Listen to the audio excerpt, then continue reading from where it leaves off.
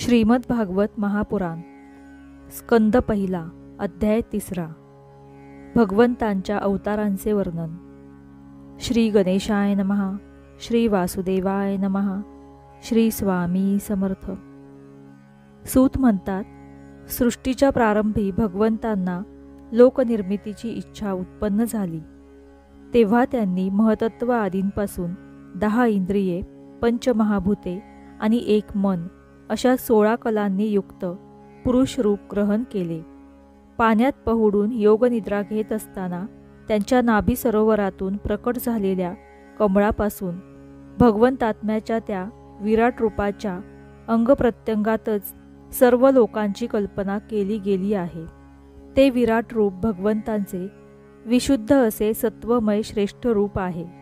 योगी दिव्य दृष्टीने भगवंतांच्या त्या रूपाचे दर्शन करतात। भगवंतांच्या त्या रूपाला हजारो पाय, जांघा, हात आणि मुखे असल्याने ते अत्यंत विलक्षण आहे। त्यालाच हजारो डोकी, कान, डोळे, नाके तसेच हजारो मुकुट असून ते वस्त्रे आणि कुंडले इत्यादी अलंकारांनी शोभून दिसते। भगवंतांचे हे पुरुष रूप, ज्याला नारायण म्हणतात, अनेक अवतारांचे उगमस्थान आहे। यातूनच सर्व अवतार प्रकट होतात। त्या रूपाच्या लहानातील लहान अंशापासून देवता, पशु पक्षी आणि मनुष्यादी योनींची उत्पत्ती होते। त्याच प्रभूंनी पहिल्या कौमार सर्गात सनक, सनंदन, सनातन आणि सनतकुमार या 4 ब्राह्मणांच्या रूपाने अवतार ग्रहण करून अत्यंत कठीण अशा ब्रह्मचर्याचे पालन केले। समस्त यज्ञांचे स्वामी असलेल्या या भगवंतांनीच दुसऱ्या वेळी या सृष्टीच्या कल्याणाकरिता रसातळात गेलेल्या पृथ्वीला बाहेर काढण्यासाठी वराह रूप धारण केले। ऋषी सर्गात देवऋषी नारदांच्या रूपाने 3रा अवतार घेतला आणि सात्वत तंत्राचा म्हणजेच नारद पंचरात्राचा उपदेश केला। या तंत्रात कर्मे करूनच कर्मबंधनातून मुक्ती कशी मिळते याचे वर्णन आहे।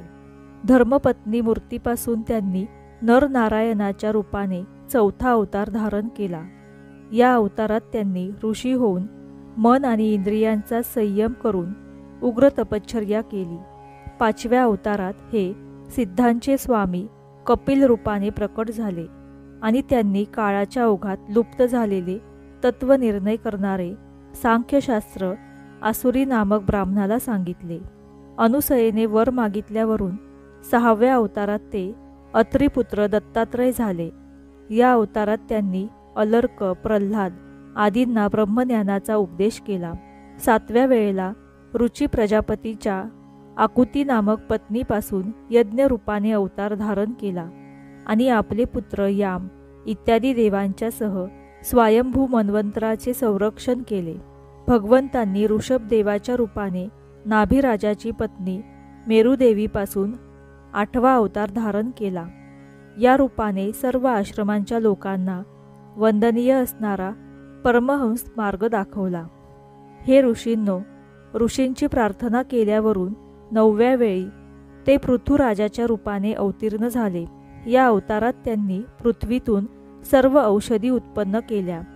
त्यामुळेच हा अवतार सर्वांनाच अतिशय कल्याणकारी ठरला।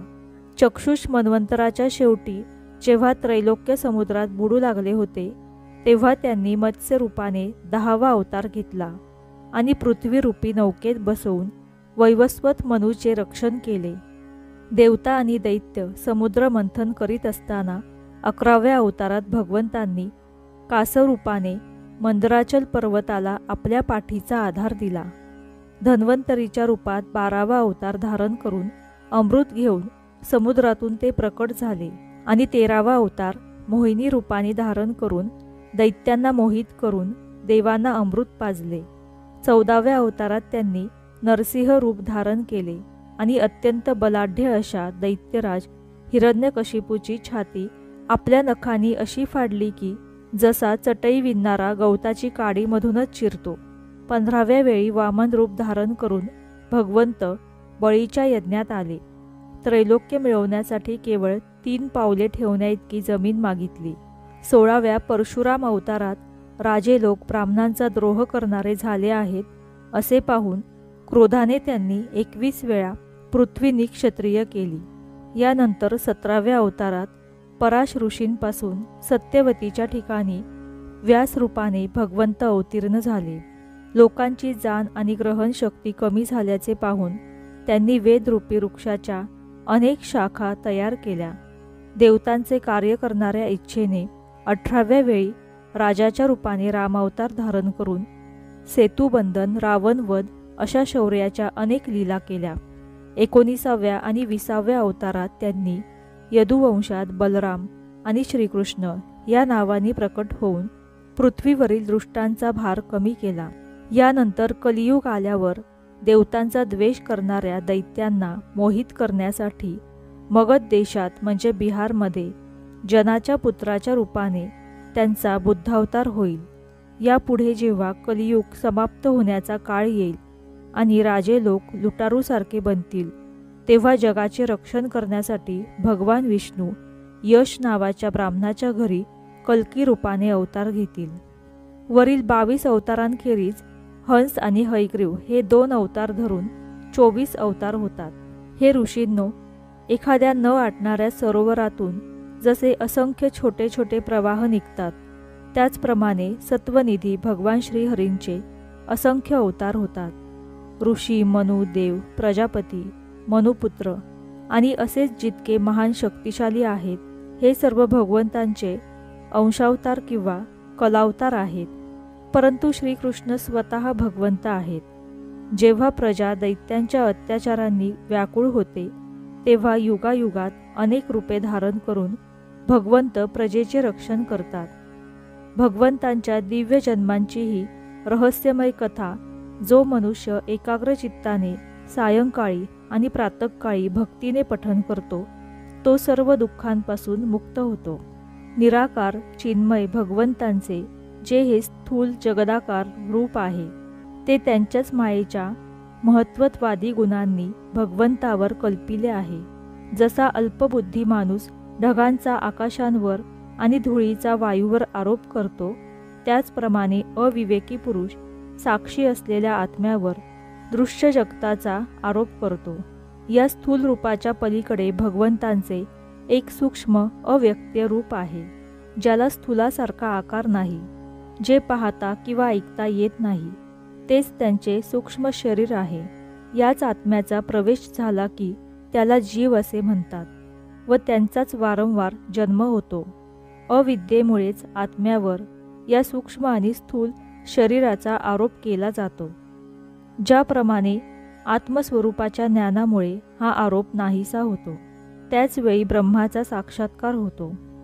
तत्वज्ञानी लोक हे जाणतात की ज्यावेळी परमेश्वराची बुद्धिरूपी माया नाहीशी होते, त्याचवेळी जीव परमानंदमय होतो आणि आपल्या स्वरूपात स्थिर होतो.